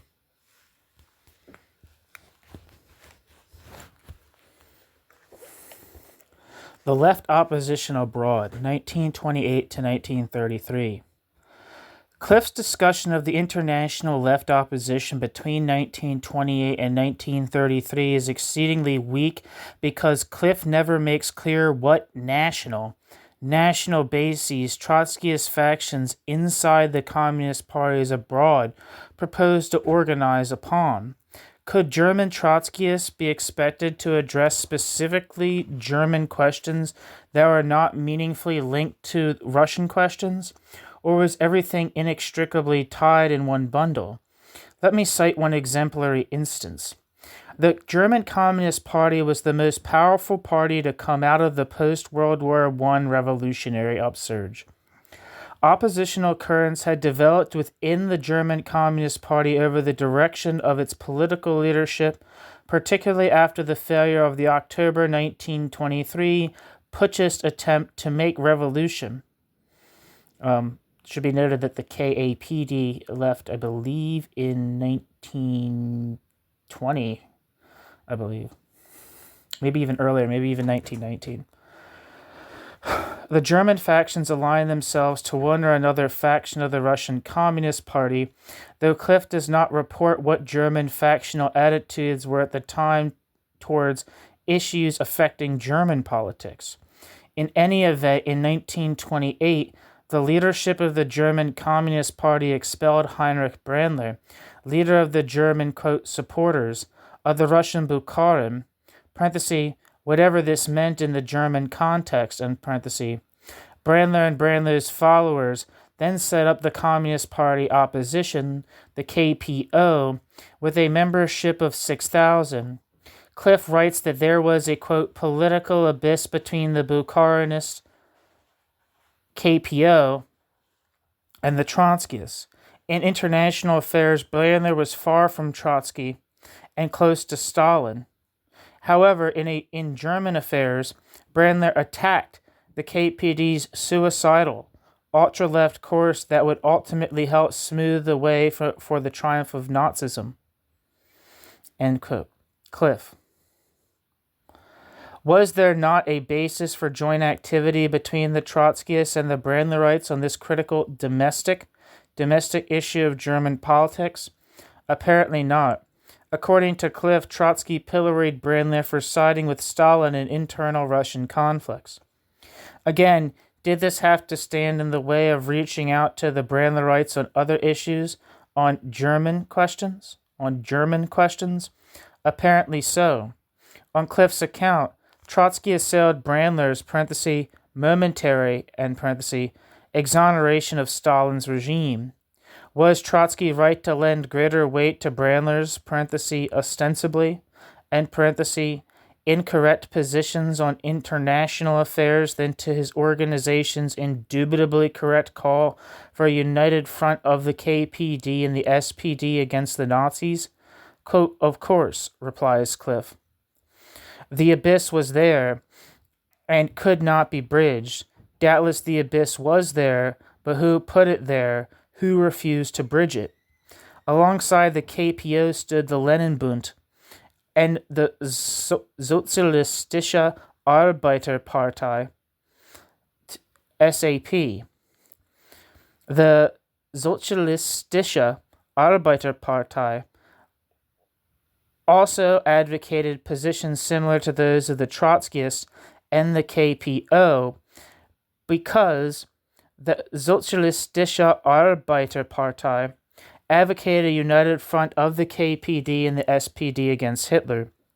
The similarity of their standpoints may have made it more difficult to draw workers to German Trotskyists specifically, especially when the 6,000-strong KPO was 10 times larger than the Trotskyist, and the Sozialistische Arbeiterpartei was larger still, with 35,000 members at least. But what Cliff needed to explore was what repulsed the Trotskyists from these other political formations. We must conclude that an agreement on the burning political issue facing the German workers' movement, establishing a united front before the Nazi menace, was not enough to push the Trotskyists to cooperate fruitfully with the Communist Party opposition, the KPO, the Leninbund, or the Sozialistische Arbeiterpartei. Something else stood in the way.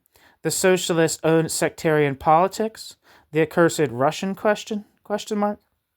Trotsky's attempts to use his organization in Germany as a lever to move the KPD in the right political direction proved unsuccessful, as would Trotsky's efforts to similarly influence communist parties elsewhere. After Hitler's epochal victory in 1933, Trotsky finally concluded that only a, quote, political revolution, overthrowing the Stalinist regime, could set the working class on the road towards socialism in the Soviet Union and, by organizing new Bolshevik parties to compete against the communist parties outside the Soviet Union, set the working class on the road to socialist revolution in those lands. To that end, Trotsky, undeterred and indefatigable, forged ahead and founded the Fourth International in 1938, predicting that within 10 years, by 1948, the Fourth International would become the, quote, decisive revolutionary force on our planet, end quote. Cliff. What falsified Trotsky's prognosis? New section. Trotsky's miscalculation. According to Cliff, the stability of the Stalinist regime, wholly unforeseen by Trotsky, negated Trotsky's predictions of victory. The Communist parties grew during the war, quote, basking in the reflected glory from the mighty Soviet Union and still claiming the mantle of the October Revolution, end quote. However, Stalin acted as, quote, gravedigger of the revolution during World War II and World War II's aftermath, End quote. Cliff. At the Russian dictator's behest, the Communist parties diverted the post-World War II revolutionary upsurge of the masses, in France and Italy especially, into reformist channels, postponing socialist revolution for an entire and not yet concluded epoch. Cliff starkly contrasts Trotsky's inability to affect the disastrous course of events leading up to World War II, with Trotsky's brilliant analyses forecasting this very course and no other. The darker the night, the brighter the star. Unquestionably, Trotsky possessed a masterful grip of the social and political forces racking the capitalist world in the 1930s. Trotsky's writings on the rise of Nazism in Germany and how to combat it stand out, as do his penetrating criticisms of the Popular Front strategy in France and Spain. These writings can be unreservedly recommended for the political education of socialists today because, in them, Trotsky unfailingly brought his analytical skills to bear on the burning issue of the modern labor movement, the alpha and omega of revolutionary Marxist politics. The world historical emancipation of the working class can be realized only through the revolutionary self-activity of the working class internationally. To make this point accessible to all militants, Trotsky wrote his magisterial history of the Russian Revolution, chronicling the exemplary experience of the Russian Revolution and the class struggle politics of Bolshevism that made the 25th of October 1917 a pivotal date in the 20th century. The supreme paradox Cliff fails to note is that Trotsky chose not to bring Bolshevik power to bear, not to bring Bolshevik politics to bear in good time against Stalinism because Trotsky failed to see, in good time, how the Communist Party of Russia had come to represent a class that was unremittingly hostile to the working class and to the democratic socialist project. In lieu of class struggle against Stalinism, Trotsky advocated all too successfully, and for much too long, class reconciliation with Stalinism. Trotsky argued for a reformist, quote, social democratic, end quote, course, not for a revolutionary Bolshevik course. Trotsky gained little and lost much by appealing to the Communist Party, whose thoroughly servile, career-seeking, and time-serving rank and file had fully absorbed the fateful ethos of its Stalinist leadership. Trotsky committed a political error of the first magnitude in throwing himself and his followers at the mercy of this rank and file's all too real Stalinist prejudices, not their illusory revolutionary Marxist judgment. When Trotsky at last changed his mind in 1933 and called for a political revolution against the Stalinist bureaucracy, it was too late. Stalinism had fully consolidated Stalinism's self, at home and abroad. Trotsky's erroneous world historical political perspectives for the post-1938 period reflected Trotsky's epochal miscalculation of the durability of the Stalinist regime internationally. The durability of the Stalinist regime internationally, as Cliff emphasizes. Yet Cliff does not bring out enough the point that the destinies of international Trotskyist political tendencies between 1933 and 1938, that is, in the period immediately preceding the formation of the Fourth International, were largely predetermined in Russia. Most directly to this point, Trotsky reaped the bitter fruits of defeat in Europe and America in the 1930s because Trotsky had sown the seeds of working-class defeat in Russia in the 1920s. Owing to his fundamentally incorrect analysis of the Stalinist bureaucracy, Trotsky ended up handing over more or less free of charge the accumulated political capital of the Russian Revolution to Stalin, who then used it to reap fabulous political rewards internationally by building, quote, socialism in one country on the ruins of the wrecked socialist revolutions abroad. Trotsky paid for this defeat with Trotsky's life. So would millions more. New section.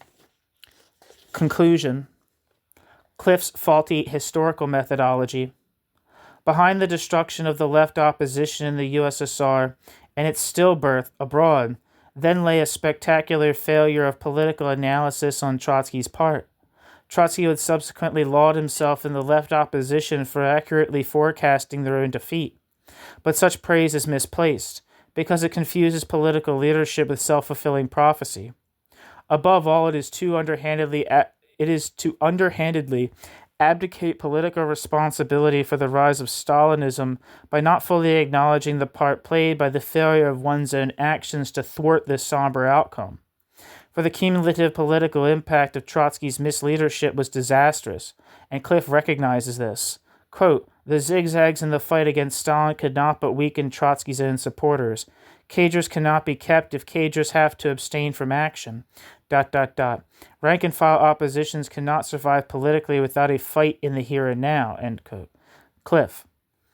But Cliff considerably weakens his case against Trotsky's overall political strategy and direction, because Cliff tends to counterpose Trotsky's political failure to the, quote, "objective correlation of class forces that favored the rise of the bureaucracy in Russia." Instead of seeing Trotsky's faulty politics flowing from his incorrect analysis as contributing to the formation of that objective correlation. In other words, Cliff accepts Trotsky's political self-evaluation as valid and repeats Trotsky's reasons for Stalin's victory, quote, "The bureaucratic degeneration of the Russian Revolution and the rise of Stalin were rooted in Russia's economic and social backwardness and Russia's isolation. The Civil War brought about the disintegration of the Russian proletariat as a class. The Russian proletariat's regroupment was further weakened by the defeat of the international proletariat, ... End quote. Tony Cliff. Yet as Cliff acknowledges, Trotsky's mistaken course of action itself surely tended to lower the political consciousness of workers and mislead workers as to the dangers that were in store for them. Nevertheless, Cliff very often undermines this acknowledgement when he does not vitiate it outright by a simultaneous belief that the defeat of the Trotskyist opposition was inscribed in objective conditions, not in its politics. If so, then Trotsky's politics, along with the analysis that justified Trotsky's politics, was irrelevant to the outcome. On Cliff's account, Trotsky's real dilemma was the, quote, "problem of how to keep the cadres together without involving the cadres in a struggle going beyond the party ranks, which meant appealing to the workers in mass," end quote. Tony Cliff. However, much a dilemma this posed in theory to Trotsky, in practice, Trotsky resolved this dilemma in a very definite way. Right down to 1933, Trotsky chose to turn his back on struggling workers and to turn his face to the bureaucracy. In doing so, Trotsky exercised his judgment. But Cliff wants to go deeper, back to the aforementioned objective conditions, the balance of class forces, which, in Cliff's view, determined Trotsky's judgment. Here, Cliff falls into a deterministic reductionism that excuses Trotsky's errors and, in the end, exonerates Trotsky politically. For, if no course other than Trotsky's was possible, then the rise of Stalinism was foreordained. However, this contradicts Cliff's other view that it was not inevitable, that Trotsky's politics did matter.